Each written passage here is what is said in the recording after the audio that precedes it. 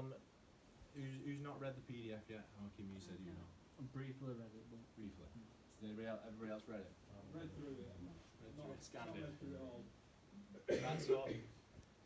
You'd have seen it highlighted, and you've probably seen the post that I've done as well, that this isn't going to be like your standard challenge where it's beginning and end. I want it, if you take anything out of it, it is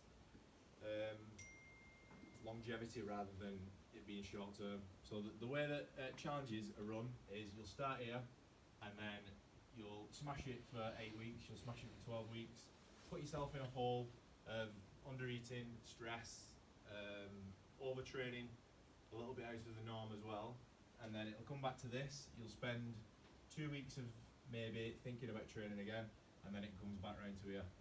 So everything in between, so this is all through with undereating, training, stress, and what we're going to do on ENERGIZE is go that way instead. So if you're not used to training, you're not regular to training like 2-3 times a week or 3-4 times a week, and you're coming fresh out of it, if you was to start a training program and then you was looking at your calories as if to say, right, what can I eat, what can't I eat, then you're just going to start in a stressful state already. Worrying about what you can eat, worrying about what you can't eat, probably a little bit hungry as well, which will probably affect your sleep. So all these things are highlighted in the PDF, and we're going to try and flip it around. Rather than thinking about foods that you can't eat, we're going to think about foods that you can eat. So starting off, I know you all filled out the questionnaire. I'll go into detail on that after, like on a weekend when we do your weigh and measure.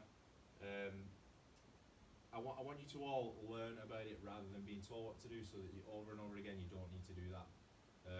And that's where people go wrong, where they'll think, right, I need to follow this, or I'm doing this challenge, or I'm doing keto. They're just doing what they see in front of them, what's the easiest thing to do, rather than spending 2 months at a time or 3 or 4 months at a time learning actually what works for the body, learning about new recipes that we can do, and then learning about what macronutrients fit them. But before you do all that, before we get to the stage of like manipulating your calories, manipulating your macronutrients, worrying about carb timing, there's loads of different levels to nutrition. But first off, I see probably 90% of the time people's calories are here when they should be up here.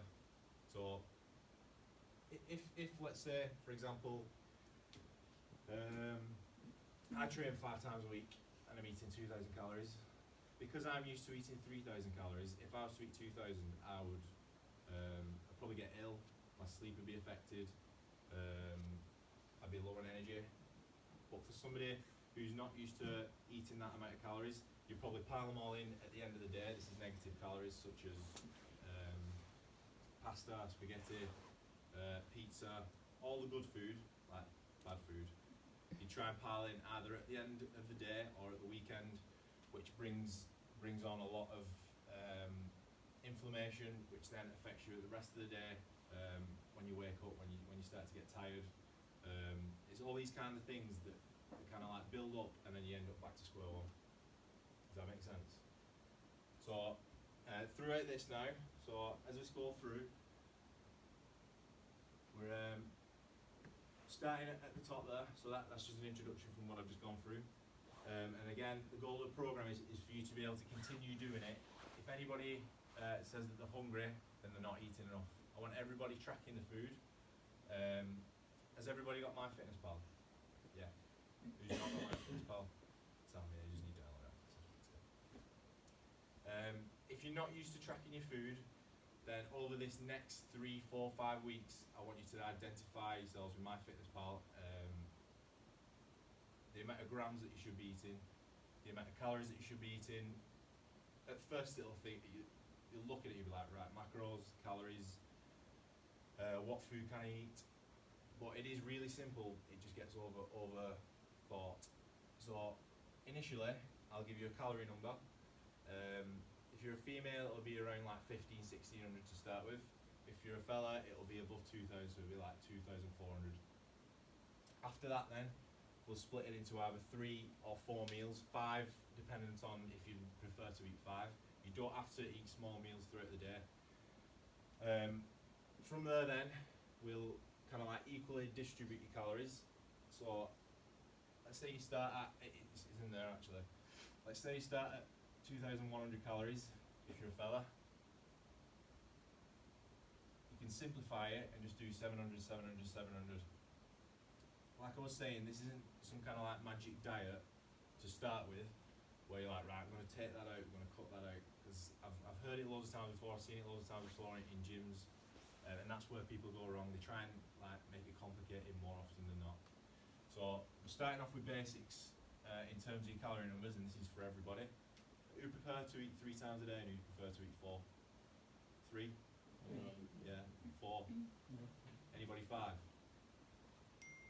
So who's got told before that you need to eat small or frequent? Probably everybody. Yeah.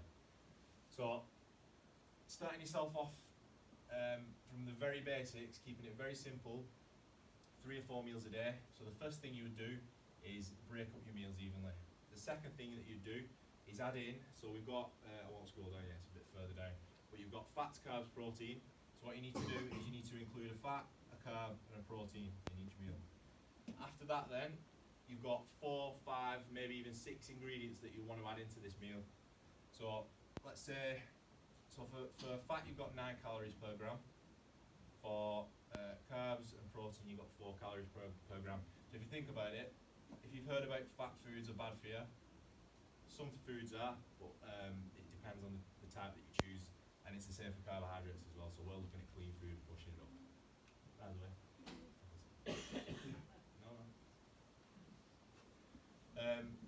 So first off, it'll take you probably a week or 2 to adjust and get like identify how many calories are in some chicken, how many calories are in sweet potato, how many calories are in broccoli, and whatever fats that you need. It might even, if you're starting from scratch, you need to identify what a carb is, what a protein is, but everybody will start at the same place when I speak to you about your weight measure. So from there then, you've got to think, right, how many grams do I need from fat? It won't be a lot because you've got more than double than your carbs and your protein. So let's just say you've got coconut oil, which is 10 grams. Then you've got your protein and your carbs. So for protein and carbs, everybody needs to be at least 140 to 200 grams. Then with your carbohydrates, you're going to fill up the rest of your meal with that, and that's where all your good food comes in. So like any type of veg. No veg is a wrong veg. Same with fruit.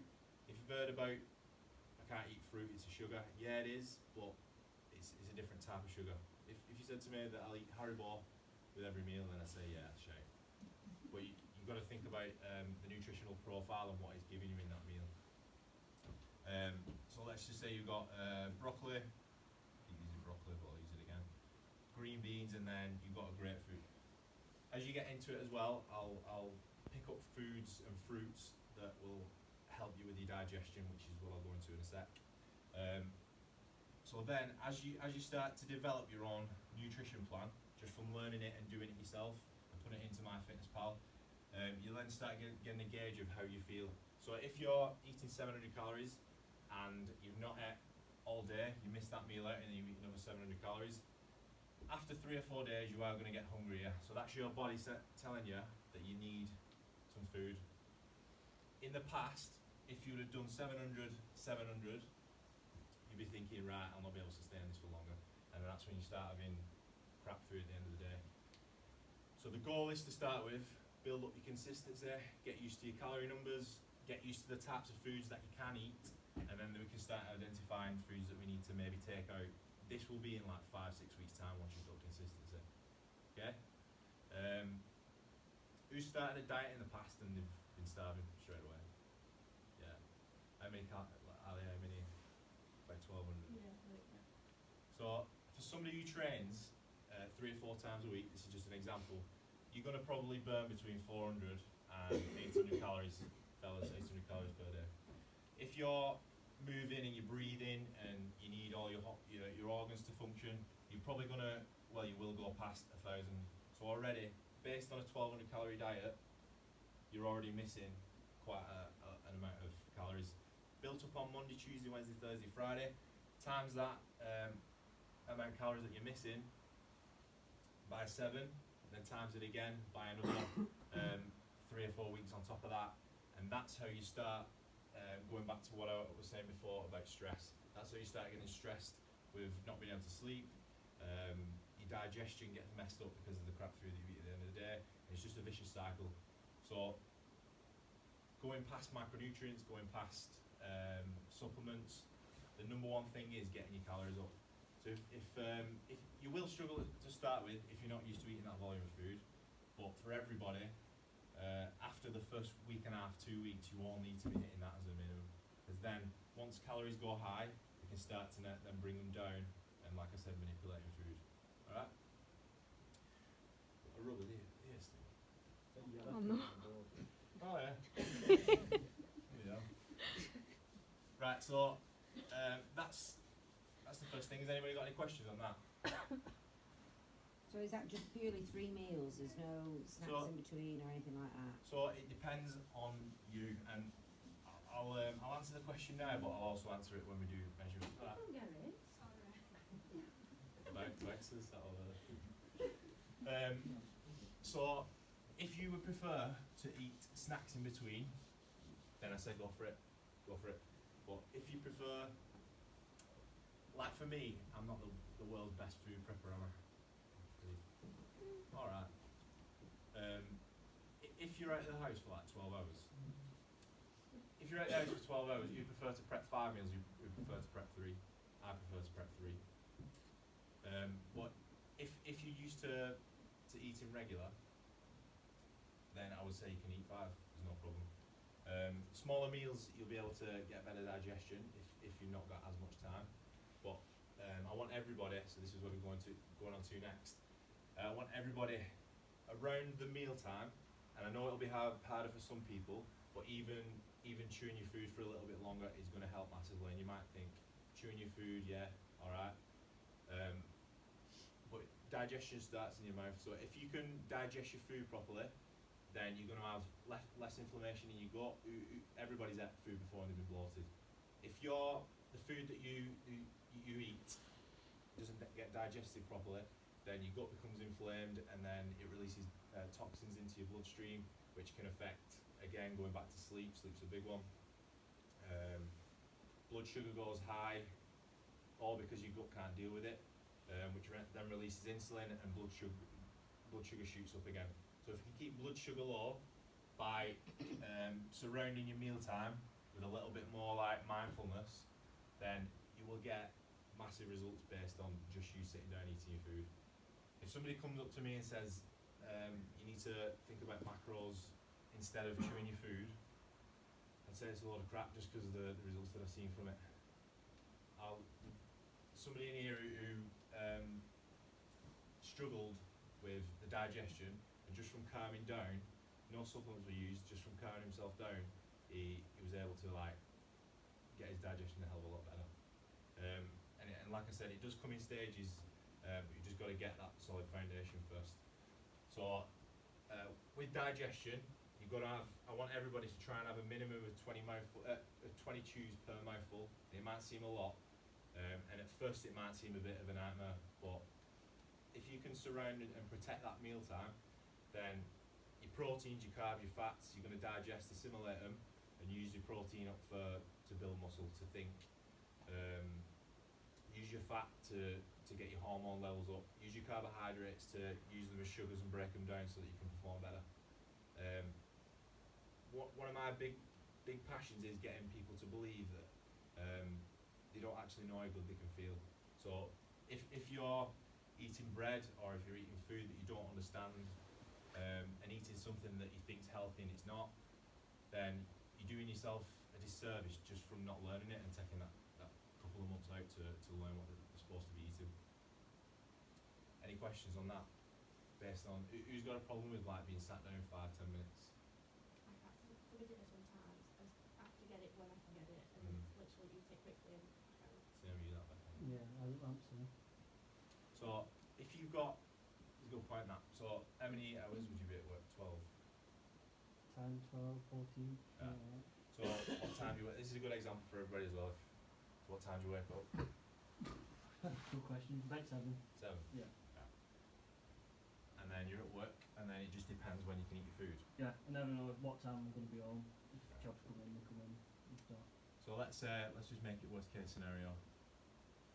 And then what time do you go to sleep? About 10. 10, 11, because I feel like I need them time to myself. Yeah. So it spirals. And Can you make 15 minutes up in the middle of the day? Depends how rushed you are. yeah, there's always time. It's just like Yeah. you just got to find it, because sometimes you'll eat and you'll be either on the phone at the same time Yeah. you're eating, or Yeah.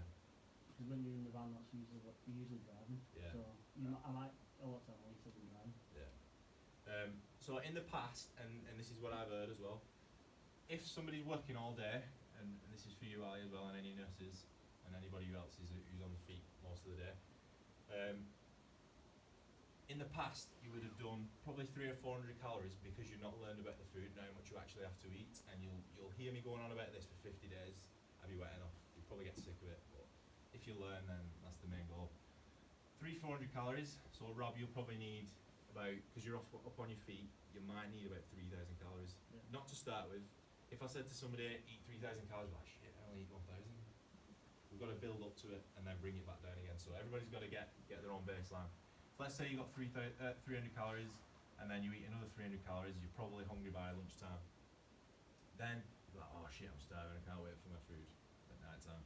Then you'll probably eat about another 500 or 600 calories, thinking, oh, I've gone over on my calories, I'll be alright. That's on the first week.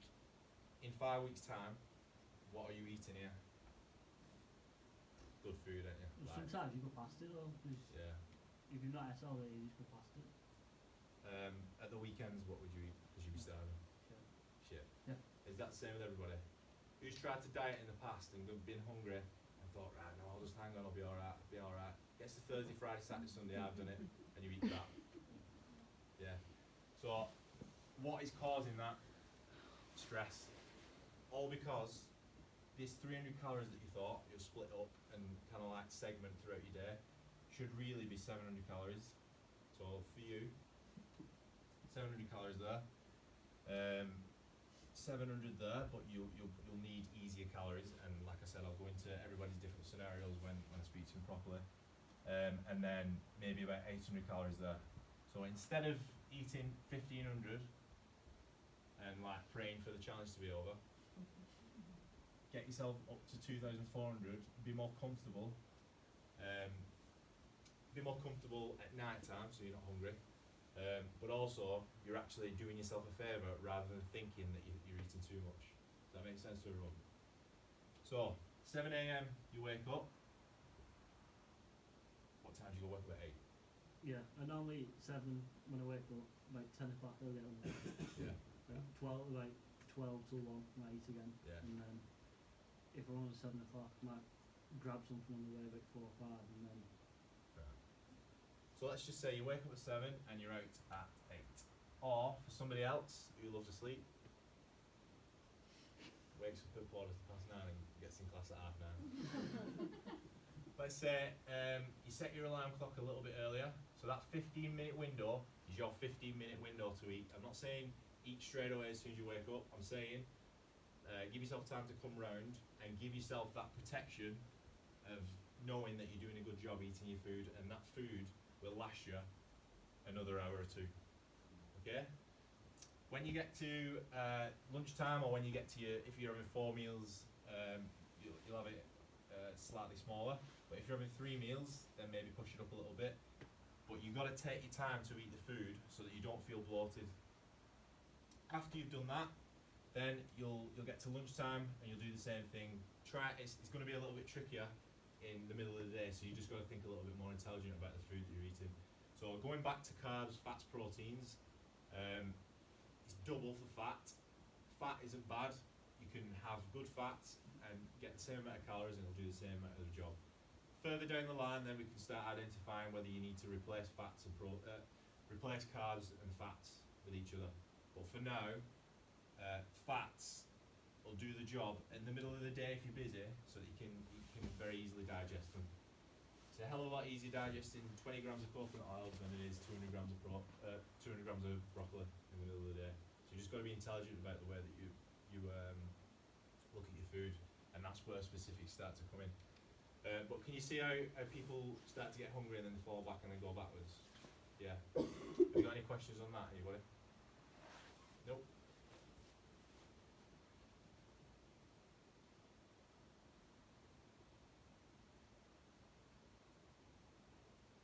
Here you go. Phones as well. How many people go on the phone while they're eating food? Everybody, I love it. But I've noticed a big, like, you notice straight away. Did you do it the other day? Yeah, I left it in the office. Did you notice the difference? Yeah. Honestly, right, something as simple as putting your phone away, not watching telly, going to a different part of your workstation. So let's say stay you're here and then you eat your food here. This is great. This is not a strip, well it will be sometimes, maybe on a Friday afternoon when kids want to finish school. So if you're eating food in a stressful environment and then you, if you're working in a stressful environment and then you move like 30 centimetres down your desk to eat some more food, you're already in a stressful state, so your gut will not be as optimised as if you was to move somewhere else and eat your food. And again, I could park on it for 10 minutes, but you could do it and you'll notice benefits straight away. I notice whether if I've been eating food in 5 minutes with my phone, if I've been eating food for 10 minutes with my phone, and if I've been eating food for 10 minutes without my phone. It's a big, big difference, but it's one thing, in effect it's like 30 minutes of your day to try and just sit down and become a little bit more mindful. And like I said, you'll notice big, big differences from it. So it's just getting all the basics. I think it's one thing that gets missed out, like the massive benefits and the massive benefits of getting your basics right and getting the knowledge up. Like I said, it's like a bit of a crash course on trying to learn about foods, which you will do. And again, I'm just skimming over this, but you can go into it as well into yourself. Any questions that you have, stick them on the group, or if you want to ask me in person, then just ask me instead, and I'll obviously go into more detail. Right, so for your hold over again, put it.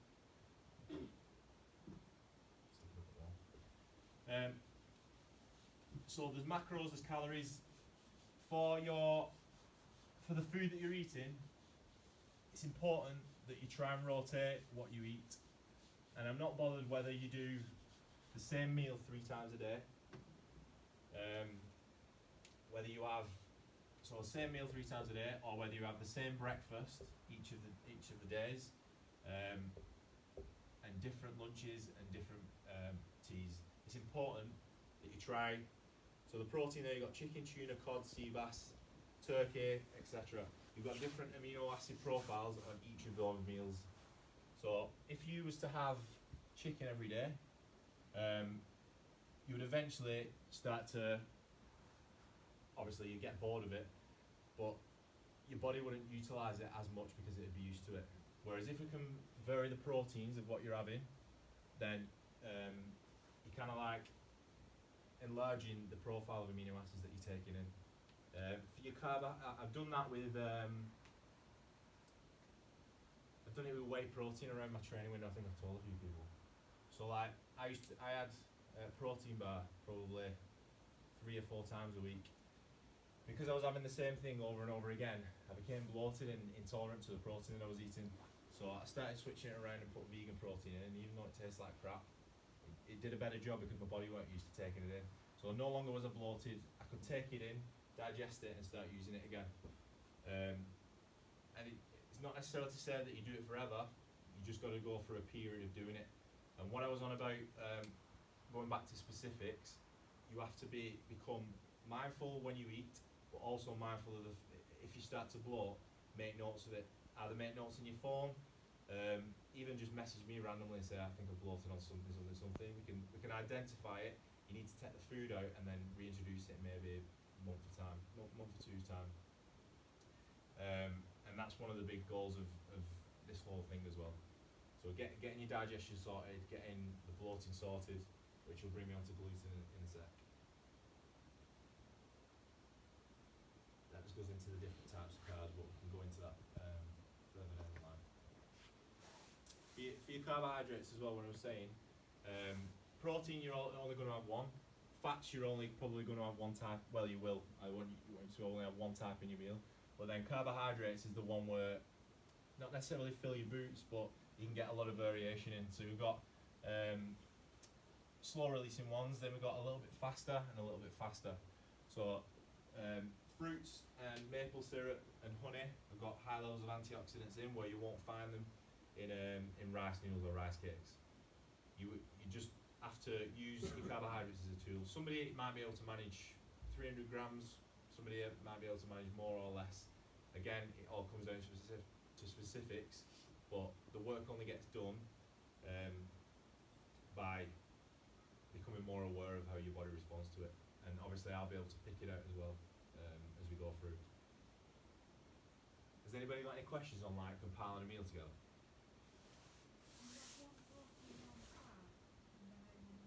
So you can have 2 or 3. So on the meat, going into there's a point on here. It says either 4, 5, or 6 ingredient food. 6 ingredients on your plate. The other ingredients will be carbohydrates. So 1 protein, 1 fat, and then there's an example further down. But just become a little bit more open-minded when it comes to eating your food. Okay?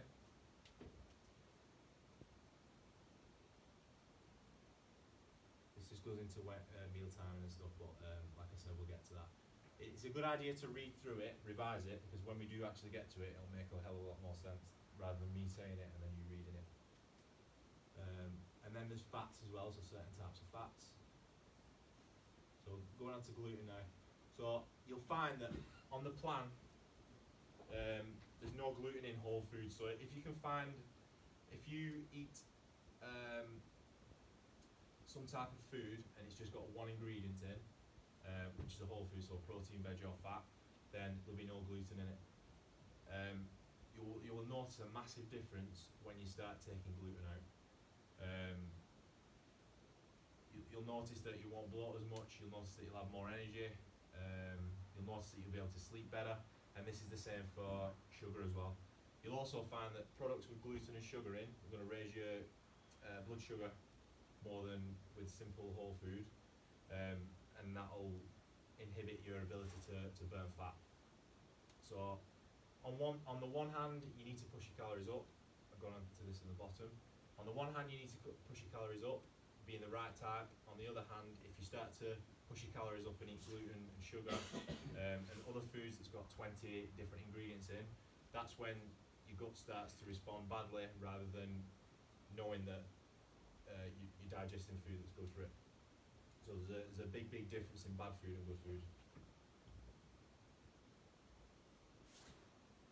And then it's just going into options now. So it's a really good template. Obviously you're going to have questions with the setup of your own food plan, but once you get to grips with this, it's probably going to be one of the more straightforward plans that you can follow once you get used to the amount of the amount of grams that you should be eating in the ingredient within the meal. So for instance, like salmon, broccoli, sweet potato, grapefruit, they'll probably be 1/3 or a double from a female to a fella. It'll also change if you're reducing or adding on the frequency of your meals as well. But like I said, if you're used to eating 3 meals, then you'll know the grams. If you're used to eating 4 meals, the grams will be slightly different. But once you start settling into it, within 1 or 2 weeks, it is going to be you're gonna see really good results, and you're gonna feel really good as well. Only if you get the grams right. And once you get the grams right throughout the 50 days, they are going to change. As your body starts responding to the good food that's been missing for years, you'll start to get hungrier, and if you're hungrier, then obviously your metabolism is going to go up. In the past where you've got hungry, it's probably because your blood sugar's gone high, it's dropped, and then that's when it's like, oh, I need some food. Donut always comes into my head. But who's at a donut and been hungry 2 minutes later? Yeah, it's got a shitload of sugar in. Insulin will go high, it'll drop again, and that's your body responding and saying, right, I need some more insulin. Whereas if you're filling your body up with fibre, with protein, with good fats, all the stuff that I've labelled, You're going to have longer sustained energy, but then once we get to a point where your body's like, right, I've used all this goodness, you're losing body fat, you're building muscle, then it's the time to start pushing your calories up again. And that's how you get to a point where you can start putting on some muscle mass, fellas. Ladies, you can start burning more fat. But everybody misses out getting your calories high and getting all your organs and your hormones and everything functioning properly. That's the big one. So just a few examples. So we've got turkey mince, parsnips, grapes, coconut oil, za'atar. So within that as well, it might, to start with, it might seem a little bit boring, but for the first 2 weeks, I just want you to do that. I don't want you to do any fancy recipes. I mean, like, by all means, switch up the ingredients, but I don't want anybody to overcomplicate things when it comes to trying to make a curry or trying to make a chili. Number one, you're not going to be able to identify the food because it's all compiled into one, and you're probably going to find that you're putting 5 or 6 more different ingredients in. And number two, you probably cause some other kind of irritation because the ingredients are mixed together. But once you get to the point where you can, where like your digestion's sorted and your food's higher, and you start getting a little bit bored with some of the food, then you can start experimenting. So it's just building up your knowledge and building up how your body responds to the food first before we do anything else. Yeah, I think that's where people kind of like that reward, where like, I'm eating healthy, yeah, but I need some more recipes. First, you've got to do the work. It won't be boring because you've got loads of different choices of foods. First, you've got to do the work. Start thinking about the ingredients and what the food can do for you before you can start thinking, oh, I need a reward here, what can I have? Because what's going to happen in 6 weeks' time? That reward's not going to be a healthy chili. That reward's going to be a shit chili or KFC or whatever it is. Okay? Any questions on any of the ingredients on there? How do you know how many grams? So, MyFitnessPal. Oh, right, Yeah. okay. So when you search it, good, you brought up a point there. So if you're using MyFitnessPal and some of the calories that you put in can be off. So I'd like everybody to track the food. I'd probably say 5 days out of the 7, so then you can bring it to me, because some foods will show up with not as much calories as actually in them, or not as many grams of protein as in them. So once we can get all that sorted and get all your baselines covered, then you'll be good to go. For herbs and spices, I've not put it in here, but I will add it in. Stay away from spices, but you can put in rosemary, thyme. Stay away from garlic for now, and stay away from like smoked paprika, things like that. I'll put it in like oregano. I'll put it in when we get to it. So for the first 15 days, I want you to try and nail down these basics. Now, I'm not saying to everybody, I want you to do all 6.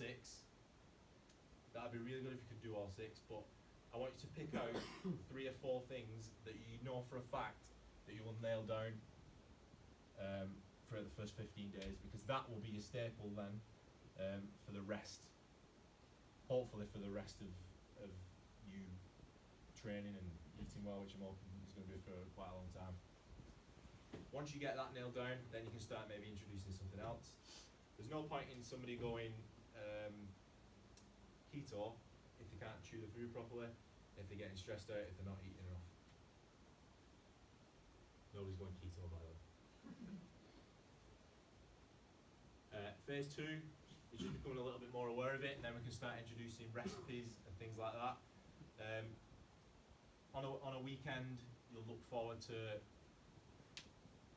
your meal, but not looking forward to a cheap meal. It'll be a healthier option, and it'll taste just as good, and you won't feel bloated in the morning, and you won't have that feeling of, oh, Monday, Tuesday, Wednesday, I'm gonna have to burn this off, and then Thursday, Friday, Saturday happens, and then Saturday, Sunday, you just get into a bad routine, rather than thinking food and what it does for me and how good I feel off it.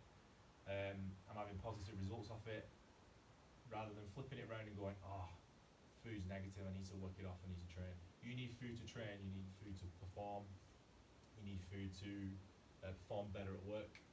So it's just seeing what food can do for you. I'm not holding a gun to anybody then saying you need to eat this, you need to eat this. You're here to do it for yourself. So as long as you build up the knowledge around it, there's no reason why that should be happening. And then obviously just going further into it, after the 50 days, then I'll go into this now.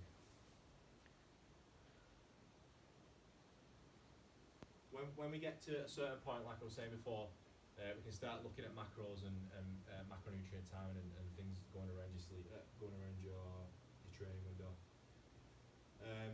Sleep.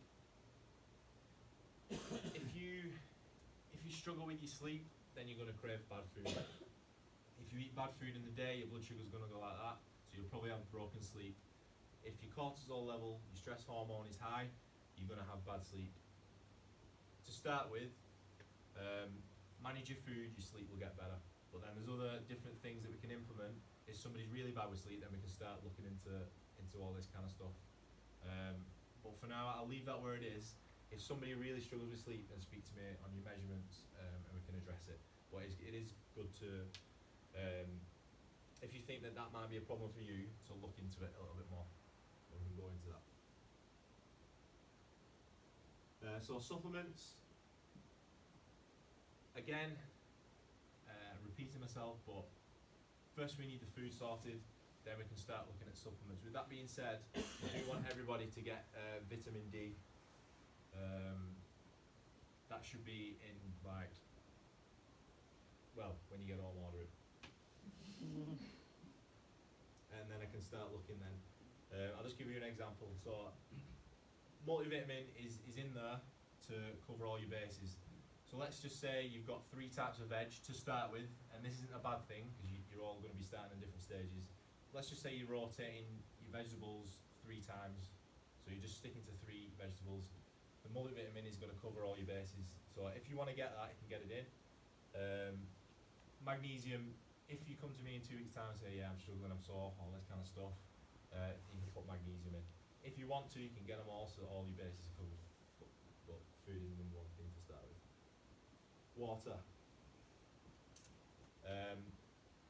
This again is really big.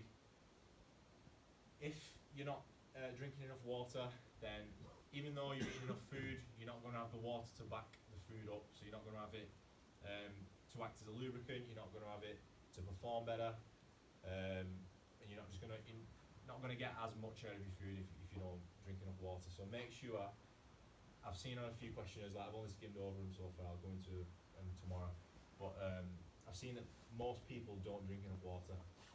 If you can, get a bro jug. You can see me blue bro jug.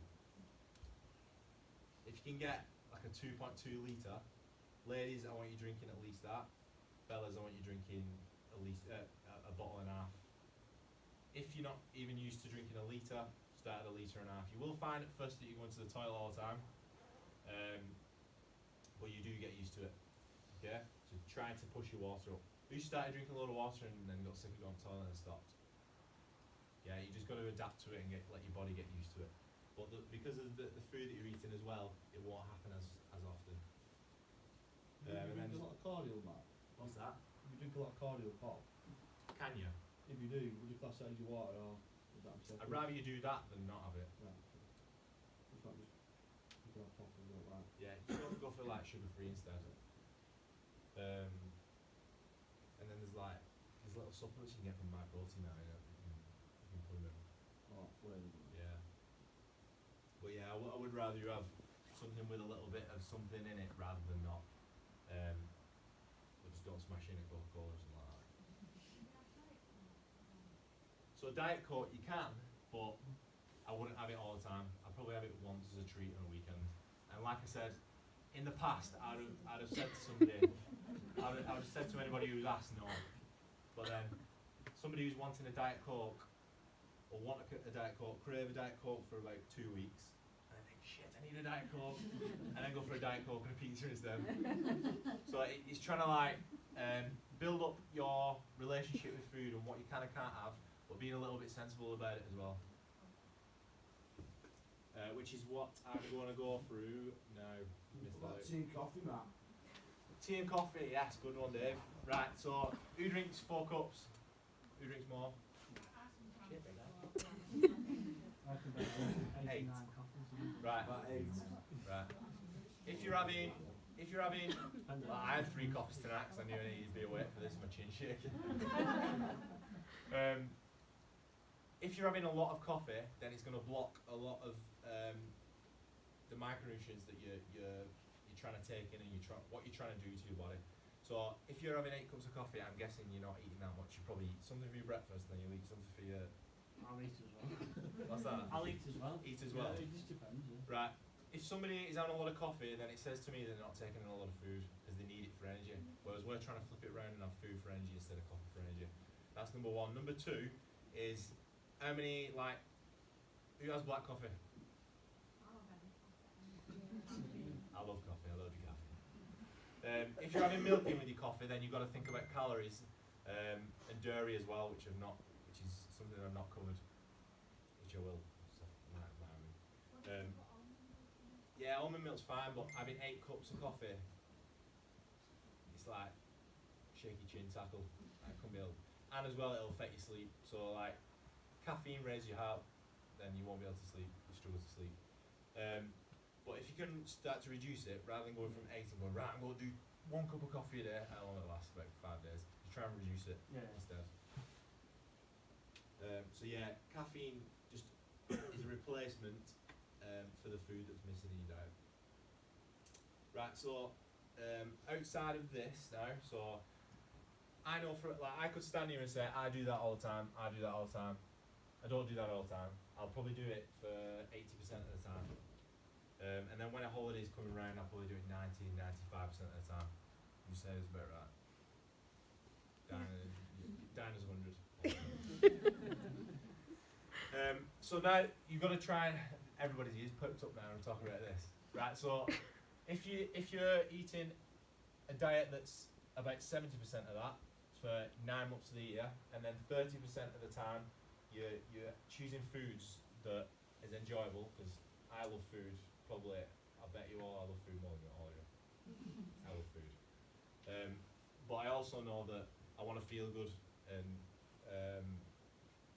I want to set an example as well. So you've got to think about whether you want food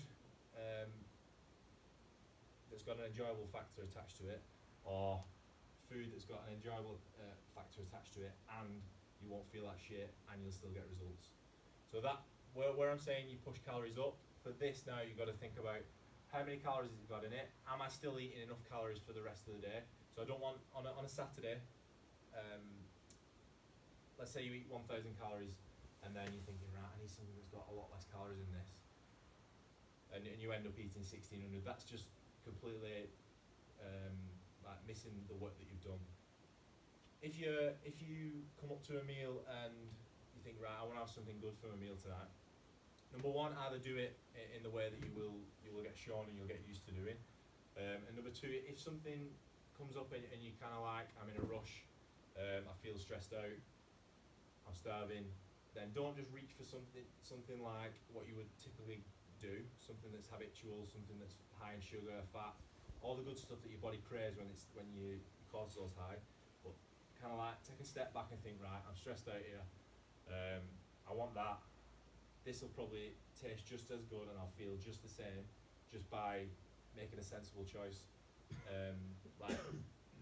Something like a pasta bake or a curry out of a jar.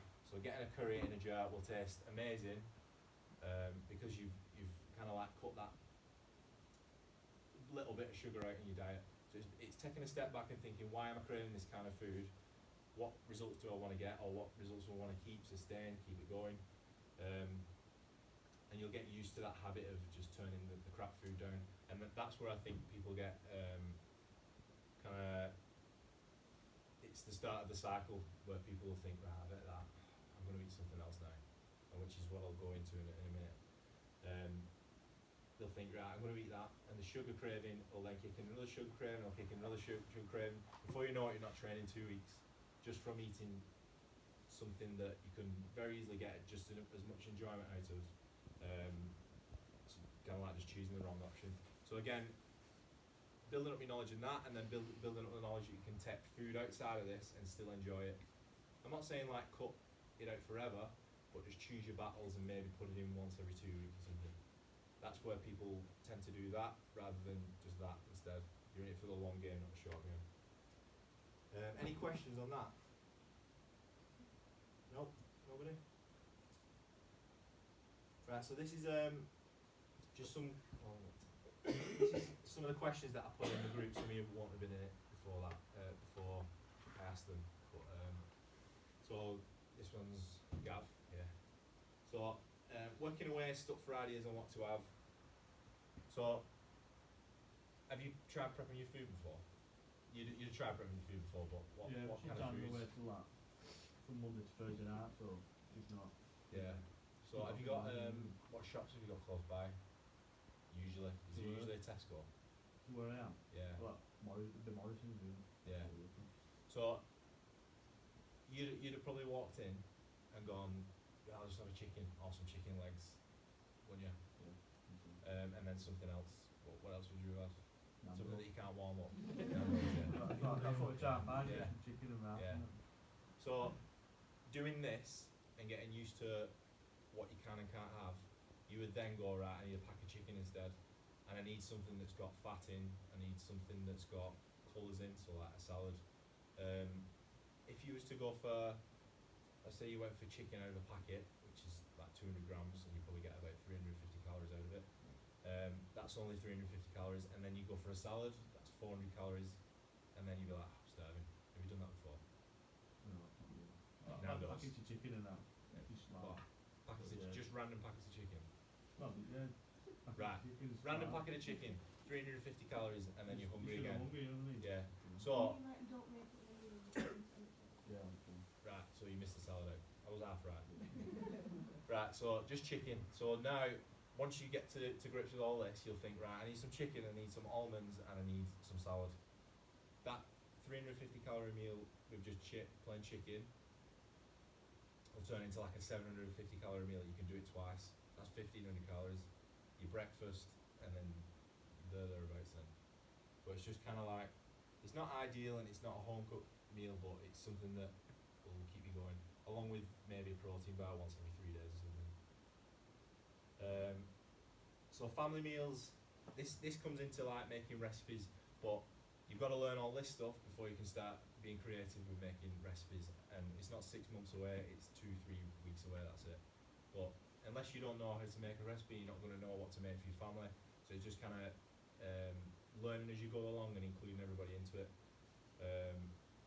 Before you know it, your kids are liking that food and they're not liking the food that's full of crap. And you obviously instilling good habits in them.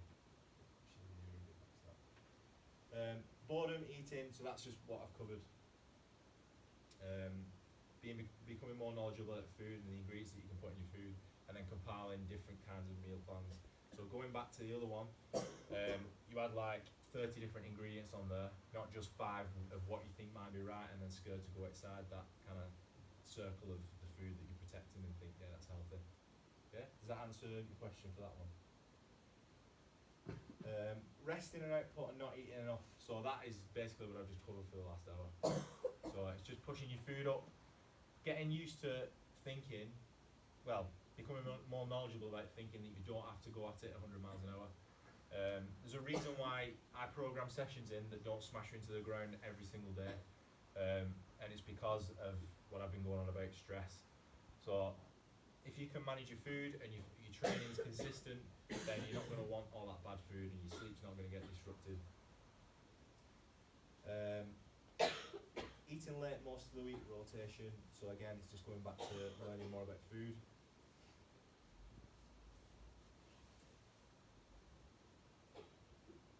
So that too busy only sitting down is going back to what I was on about with you, Rob. It's just like getting big meals in rather than trying to cram it all in at night. Answered that one. Not eating enough during the day. Nobody's going to come to me now and say, I'm not eating enough. Nobody's going to eat enough. Going out with TV family. So again, this is outside the scope of the 50 days, but it's going into what I was going on about before. Like, I'm not saying to you, cut everything out. Just get like fucking get some fresh air. Yeah. Thanks, sir. So So I'm not saying cut pizza out and don't ever eat pizza again. Along with donuts, I love pizza. I will eat pizza probably once or twice a month, but it's again choosing your battles and with when you can put it in into your month or into your weekend. If you was to go out and you have some kind of meal planned, then I would always train before it so that I'm kind of like recovering the calories that I've had. That's where then you would look at the old way of thinking about, oh, I don't want to eat that because I'm eating too many calories. You only think about that when you've got something like that coming up. That's how you can kind of like stay at the same body fat level, and that's how you kind of like keeping that correct balance between training, enjoying family time, enjoying your food, and all that kind of stuff. Covered that. Covered that. Does everybody understand? I know I've only sent it today, but carbohydrates. Everybody know good ones, the bad ones. Everybody knows bad ones, but good ones, yeah. Is it carbs that you can't have at night time? Apart from bad ones.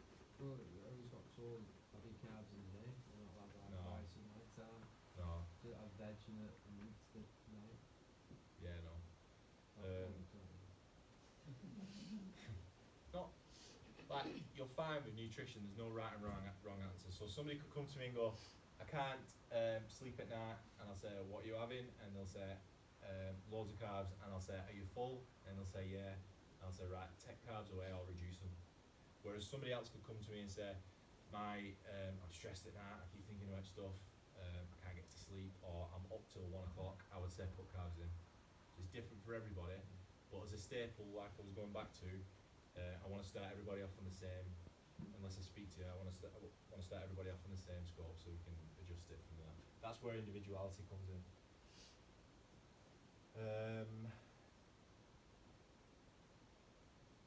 I'm guessing everybody's done that at one point. Eating bad food and then thought, sorry, I'm not going to train ever again.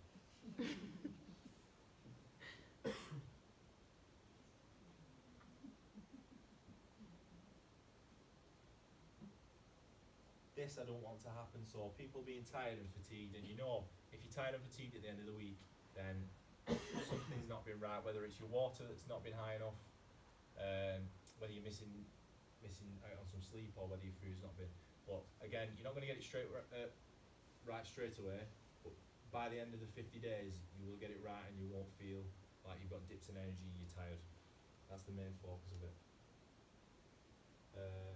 And like I said, I'll address you all individually. I'm going to sort out weigh and measures this weekend. I'll give you a message tomorrow to sort it all and get you all in. I'll speak to you individually about your own different things. So this one, you won't mind me saying it, Steve. He said, I'm struggling, I'm eating 2,500 calories. We went into it and he was actually eating about 1,700 calories because he tracked it properly.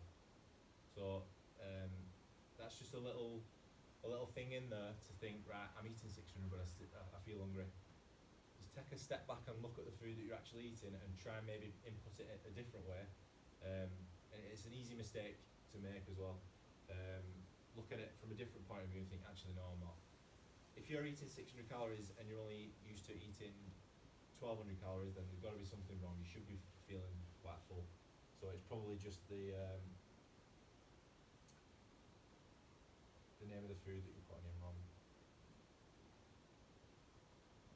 That's the big one. I'm glad somebody asked that one. This is what this whole thing is about. When your day is balanced, I feel balanced with my work, I feel balanced with my training, but then if something stressful happens, then you'll reach for some sugar, or you'll reach for, I don't know, your walk-on training, or some people might need training as a stress relief and then go home and eat some crap food.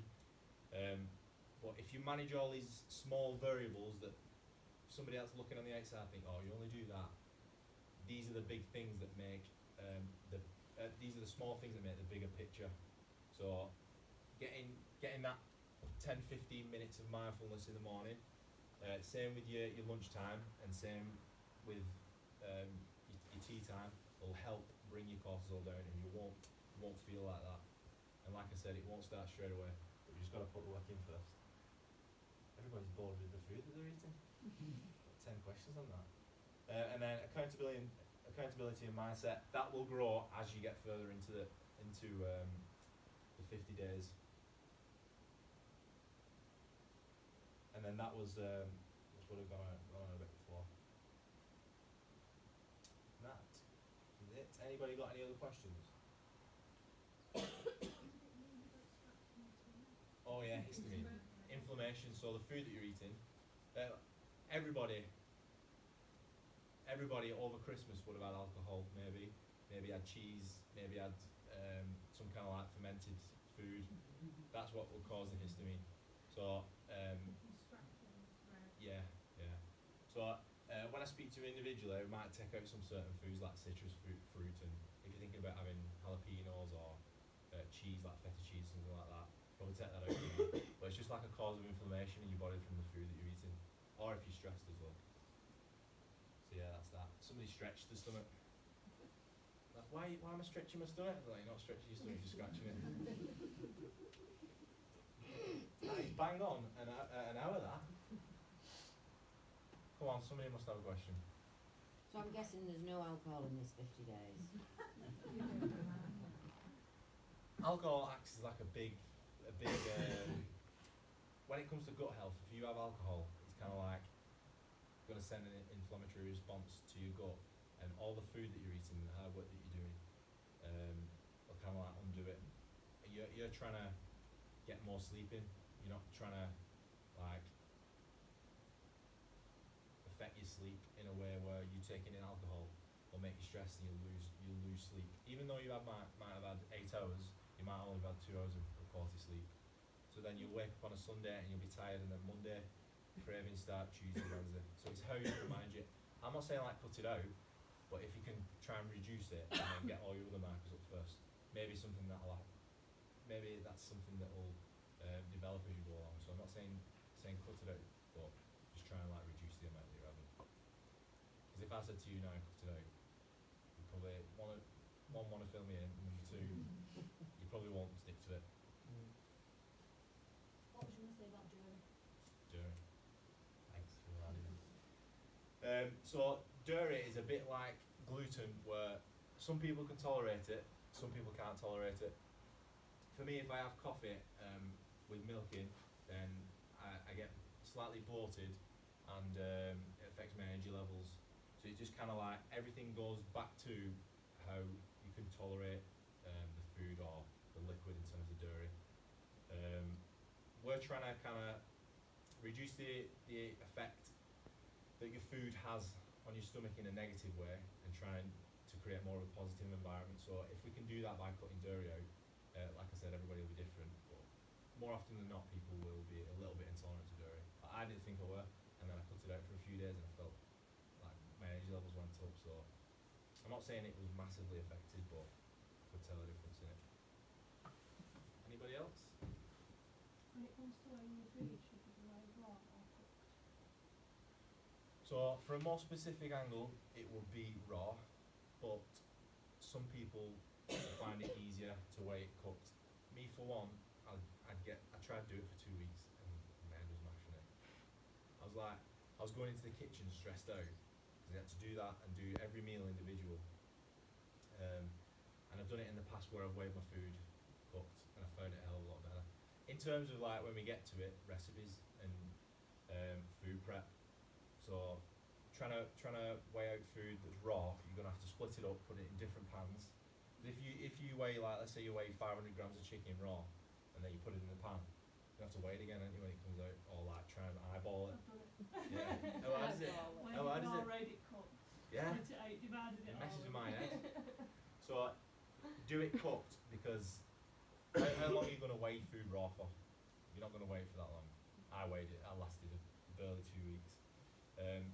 But if you can weigh it cooked to start with, and you have as well different amounts in MyFitnessPal. So there's a big difference between raw and cooked when it comes to especially rice. So just make sure you're aware of that you're putting it in cooked. But I'm all about trying to keep it going for as long as you want to be healthy, which is bloody forever, innit? So if you can be more compliant with weighing it after it's cooked, you'll get just the same results, and it won't mess your head up. You don't have to weigh. Who's thinking now, bloody I'll weigh my food? Don't be shy. Who's thinking? Yeah. Anybody else? Right, there's like 3 of you. Who else in 5 weeks' time? Yeah, there we go. So once you get used to weighing your food, you'll know how much food is like roughly 600 calories. You'll just know it because you've done it that many times. Outside of the 50 days, I'm not expecting everybody to weigh the food all the time. I don't weigh my food all the time. I just know there or thereabouts how many calories is on the plate. When it comes to a holiday and you want to delve even further into it because your hormones, your body fat, your metabolism has gone up, you can start looking at weighing your food again, and you're going to get even better results because you just started tracking it again. Just think of it as a deck of cards. The more variables that you put in straight away, the less chance of getting to kind of like, everybody would have heard it, my weight loss is stalled, or this is stalled, or that's stalled. If you can just get the top of the card off and get that bang on, which is what I've gone on about here, and then take another card off, and then take another card off, you're left with a whole deck of cards before you've even done anything. And you've got Joe Bloggs down the road counting calories and counting macros and feeling like shit.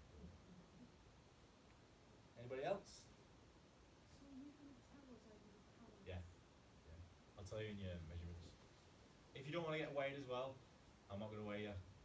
I'll measure everybody, but if you don't want to get weighed, I'm not asked.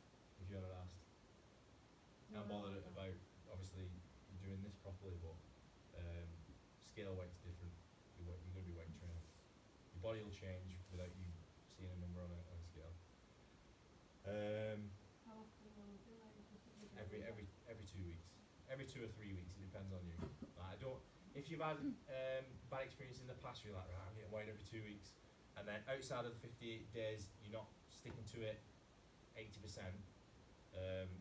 Then I'd rather you do it like once every 3 or 4 weeks and base this off how you feel rather than what it says on the tape measure or what it says on the scale, because that's where I feel people go wrong as well. Anybody else? How many sessions a week do you advise for training? How long you've been training, have you? Have you like trained up until this point? Yeah, but Right. not cardio stuff. More like weights. Right. You train as well as you can recover. So if you can train 5 times a week and you can recover just as well, and your food's up, then I say train 5 times a week. But if you're just starting from scratch, and you're walking around like John Wayne and you're feeling sore and you're not eating enough yet, then I would say 5 is too much. So it's just based on the individual. If everybody can get a leg session in, which is majority of it is on Wednesdays and Thursdays, then I'd suggest everybody to get a leg session in. Cardio is Wednesdays. Some people won't need it, some people will. If you're coming in and smashing yourself into the ground doing cardio and you're not eating enough, I would rather you not do the cardio yet. If you're like, yes, get in, I'm only eating 800 calories, get in. Any other questions on training? No? Training? Pete, no? How long are the sessions? An hour, but it's like 40 to 50 minutes, sometimes 36. Suppose Might be able to cram it on in. what I want to do is, shall I be training twice a day for a few weeks, early in the morning Yeah, with yourself, and then in the evening it's the running, biking, and swimming. yeah. Food. Yeah. You knew I was going to say that before even. You probably answer another question that you might not be thinking of, but you might. When you go to sleep, and then if you're training earlier in the morning, I'm not bothered whether you eat before it. If you can eat food before it and not throw it up, then eat before it and feel like it give you more energy. I won't train in the morning because I can't stomach it. If I was training, I could stomach eating my breakfast, but then if I was to train, I know for a fact that I'd throw it up or I'd be a little bit sluggish. So it doesn't matter whether you eat before or well, it matters, but to you individually. Do you not say try and have 12 hours in between that? Yeah. So like, As I was going to go on to then, yeah. So if you eat at, let's say you eat at 9:30, yeah. and then you want to train at 5:15, it should be at least 12 hours. So I tried 60, like, you tried 16, 16, you yeah. okay to got your yeah. take? It worked well. It does. So for your 12-hour fast as well, I don't want people eating at 10 o'clock at night. Number one, it's a bit too late. I want to be getting bed earlier. Eating at 10 o'clock at night and then eating at 7 o'clock after they've finished training. I prefer it if you could eat, train, and then leave it an hour after your training session. If you need to get off to work, then obviously you're gonna have to kind of like gauge where you can eat in the middle so that you're settled. But I don't want anybody to eat straight after they trained. Even at night? To some extent, yeah. So Like, if we trained at half 5, you don't want us, because as soon as I get in, I'm like, oh, I can't give you my tea. yeah, So you want us, yeah, we should leave it yeah. for how long? If I say an hour, then you might go to sleep at 8 and not be fully digested. Again, everybody's individual. I can eat and go to sleep 15 minutes later and go straight to sleep. Yeah, so I'd leave it an hour. So train, Leave it because an hour, normally I'd train, get home, cook and eat, and then go and have my shower. Yeah. So you'd no. say shower, Yeah.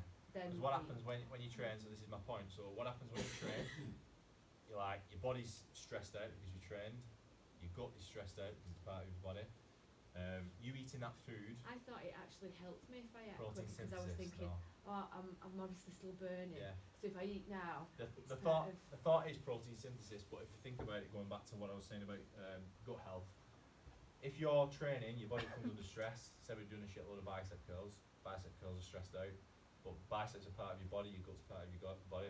If you're taking in food and you're still in a stressful environment, like your heart rate's still high, you won't digest the food. Sorry, I was thinking about food. You won't digest your food as well. So leave it at least an hour Yeah. if you can. Going back to the Ah, protein right. bar, I used to have protein bar before I trained. Like, there's no reason to it, so don't get a protein bar before you train. But I used to have a protein bar about 10-15 minutes before I trained or after I trained, or a protein shake. And that's what caused my intolerance to whey protein. I've still got it a little bit now because I've started putting it back in, not around my training window. So your body becomes under stress, so whatever food that you take in around that stressful period, which is your training window, you won't be able to absorb the food as well, and your body will see it as like a bit of an intruder. No, it totally makes sense now you've said it, because you are putting your body under stress when you train, don't you? Yeah. So why would you try and eat when you train? Yeah. So I've never even thought of it like Yeah. that. So not even a protein shake Not an hour, after? no. An hour after, yeah. But Just an hour Just after? give you an Yeah. hour to But I- settle down. as you as you start to get more in tune with your body, you might think, oh, that protein's making me a little bit bloated. So then you could either take it out completely or replace it with vegan, which tastes a bit Not like even a dust. banana? Um, I was told a banana straight after training. potassium, because you lose potassium when you train. If it makes you feel better and it's not causing you any bloating or anything, then yeah. But I don't think you start off and take it out and see if you feel the difference. So going back into it in the mornings, just not eat before you train. Yeah, not eat. Yeah, So done it a few times before and I was like, horrible.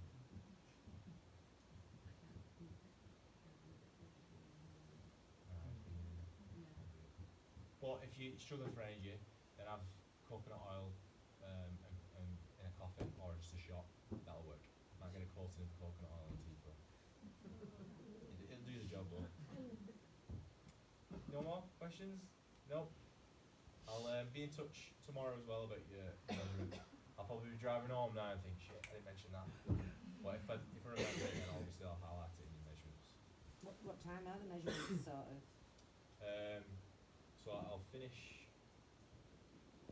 So it'll be probably about 11 onwards on a Saturday. Maybe some. See like that now. So, maybe some on a Friday.